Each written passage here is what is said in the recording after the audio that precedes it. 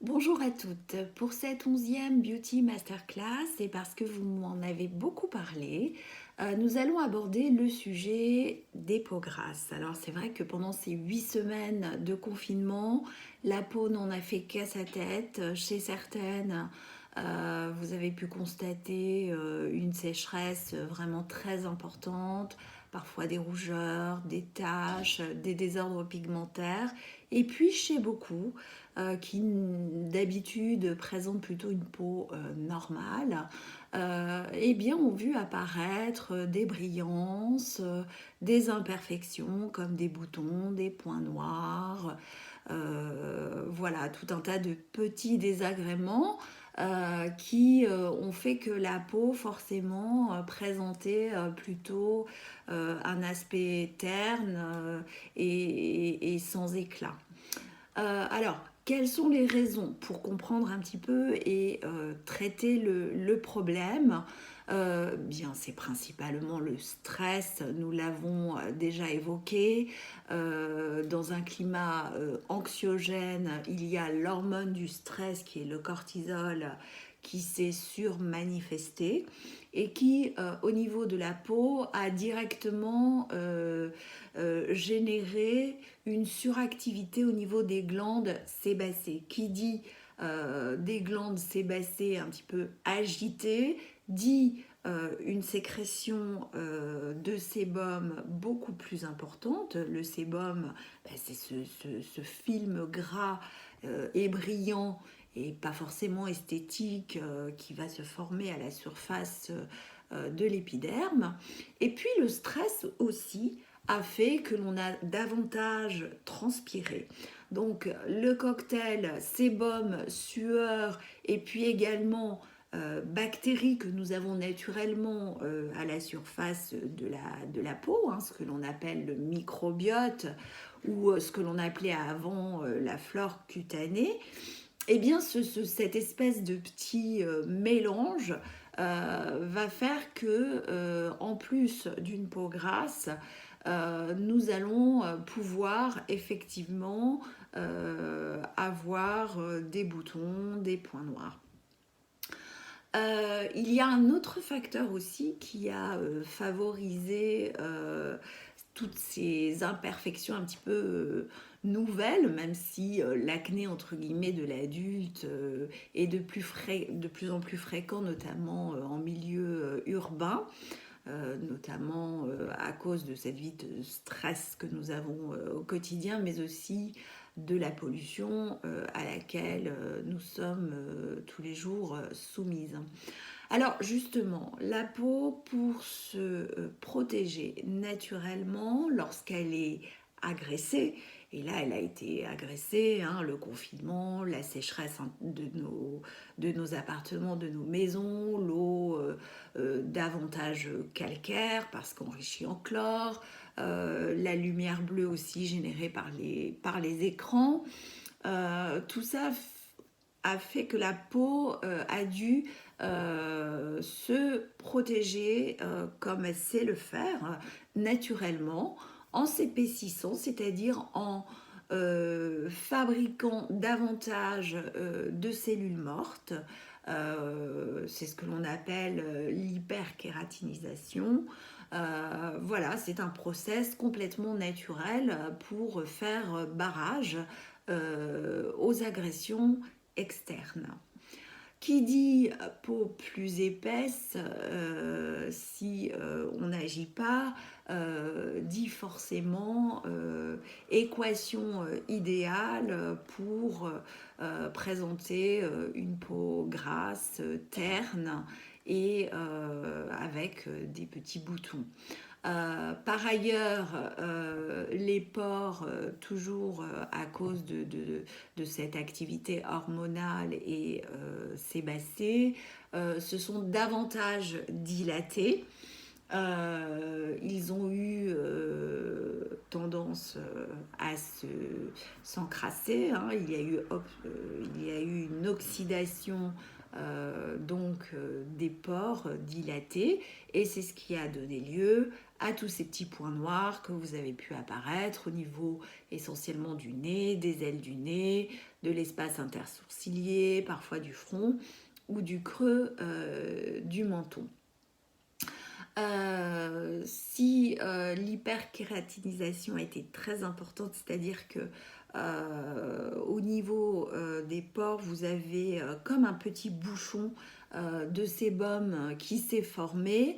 Là, je dirais que c'était le petit nid idéal au niveau du bulbe pilaire pour qu'un bouton se développe.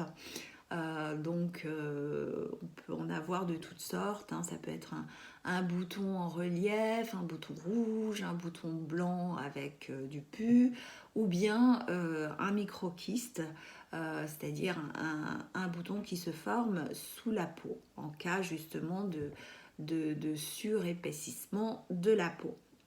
Alors, la nourriture dans tout ça, est-ce qu'elle a un rôle à jouer? Alors, les avis sont partagés à ce sujet. Certains spécialistes disent que tout ce qui est apport d'aliments un peu trop gras, trop sucrés, favorise justement ce déséquilibre et hormonal et activité au niveau glandes sébacées et déséquilibre aussi du microbiote cutané. Donc tout ce qui est chocolat, charcuterie, alcool, pour eux favorise l'apparition des imperfections.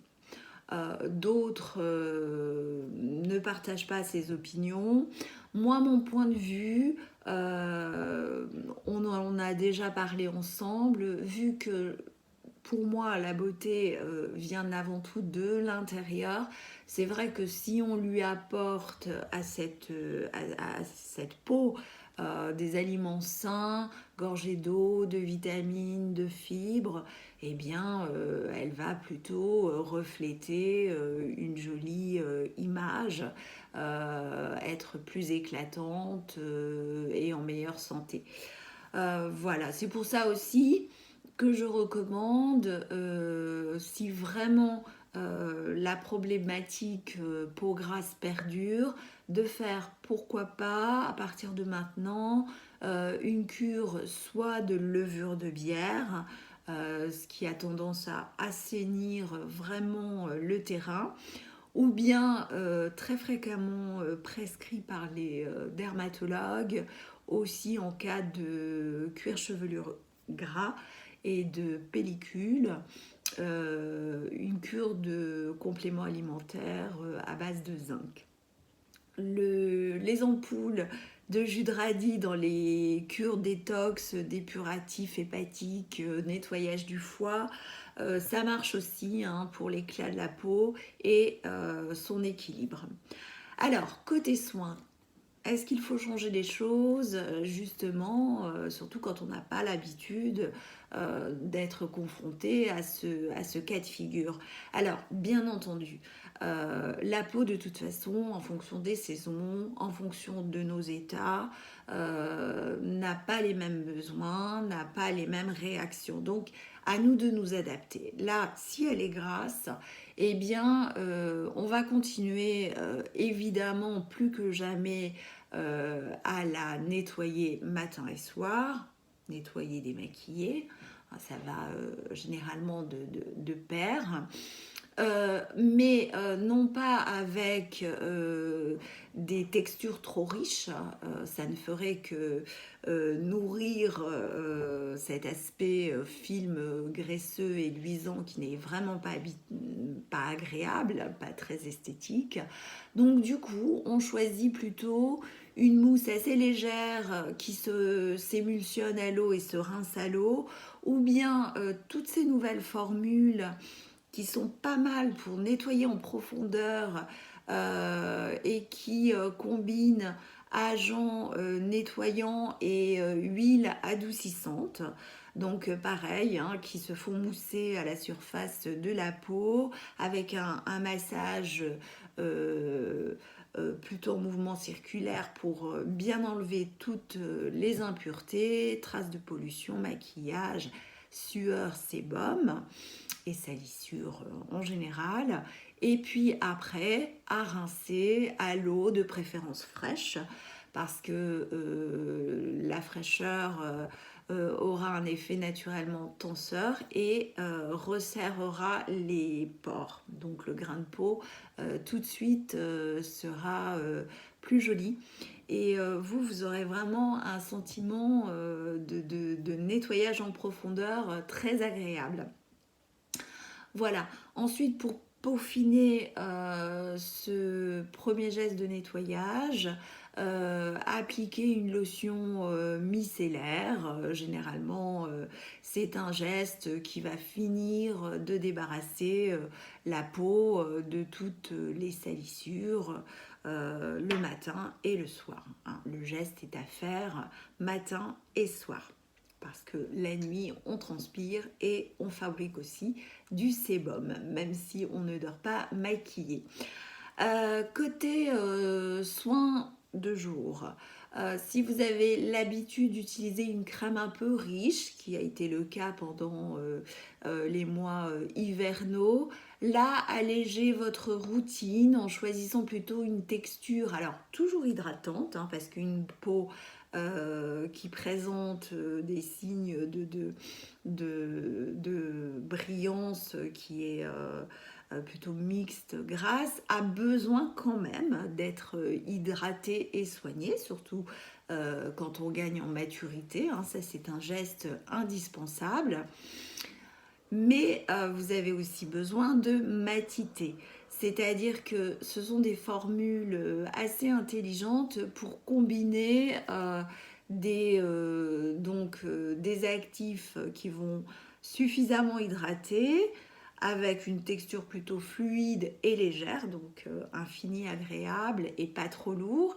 Et puis aussi des particules, alors ça peut être de l'argile ou de la silice qui, elles, ont naturellement une action matifiante. Voilà, donc c'est plutôt pas mal comme combinaison. Ça veut dire qu'il y a un effet naturellement buvard dès l'application de votre soin. Côté maquillage, on fait vraiment très très light. Si vous avez l'habitude d'utiliser un fond de teint, vous utilisez le fond de teint le plus fluide qui soit et le plus léger qui soit. L'idée étant de ne pas former un masque hein, et d'obstruer encore plus les pores. L'idée étant juste d'apporter un peu de bonne mine et d'unifier le grain de peau.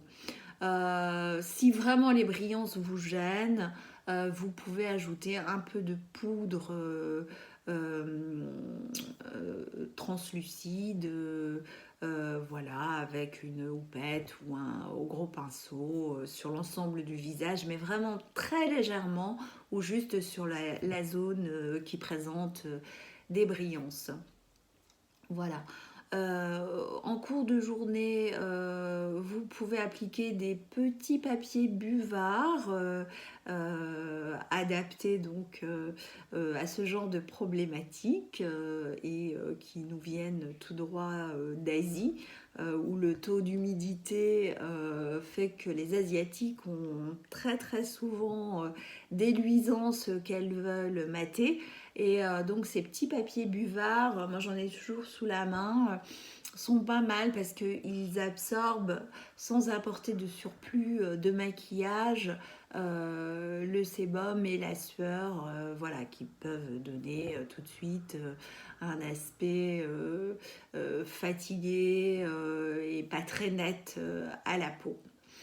Donc ça c'est plutôt pas mal aussi. Le soir, on recommence sa routine de nettoyage des maquillages et on peut là opter pour un soin un tout petit peu plus riche que celui que l'on va utiliser le jour. Enfin, 1 à 2 fois par semaine, on n'y échappe pas, le fameux duo gommage-masque qui est indispensable pour purifier la peau en profondeur et l'assainir. Voilà, avec ça, normalement, tout devrait rentrer dans l'ordre en quelques jours, voire semaines. À très bientôt pour une prochaine Beauty